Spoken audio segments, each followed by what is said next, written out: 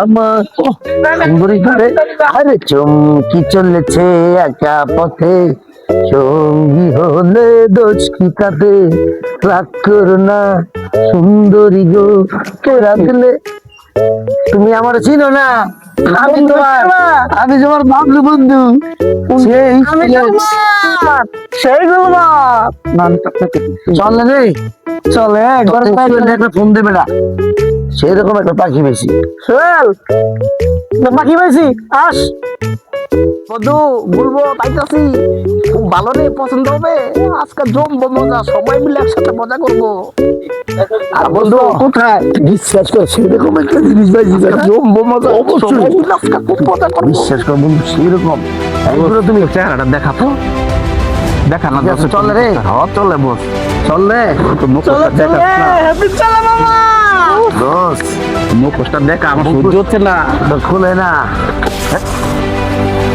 আয়ো বন্ধু, চল আলো বাস্কেটে বন্ধু, না না না না না না বন্ধু, এই বেটা না বেটা, কি হইছে তোর, কয় না কি সমস্যা বল, আমার কথা না না বল বল বল, আমার কথা শুন, না না বন্ধু বল। বন্ধু এটা আমার বড় বোন। এই বেটা তোর বড় বোন, বুঝলাম, তোর বড় বোন কিভাবে হয়? দোষ আমার বড় বোন, অন্য সময় তোদেরকে বলবো, বল চল। না এটা কোনো কথা কইলি? জি বল। শোন আমি তোর বলি, আমি জানি এটা তোর বড় বোন। 15 দিন আগে ওর বোনের সঙ্গে তুই টিপিজিং করছিলি, তোর এখন কি মনে লাগে তো বল? দোষ আমি আসলে বুঝতে পারি নাই। তো বুঝতে পারবি না, তুই এই জিনিসটা খেয়াল রাখতে হইব, এমন কিছু করণ যেত না যেটার কারণে একটা বোনের তুমি একটা রাস্তাতে যাই একটা টিচিং করবা, অতএব তোমারও কিন্তু বোন আছে। এই দুনিয়াটা কোন দিকে ঘুরে কেউ জানে না, আল্লাহ ছাড়া। অবশ্যই আমরা সবাই চেঞ্জ হইতে হইব, পরিবর্তন হইতে হইব।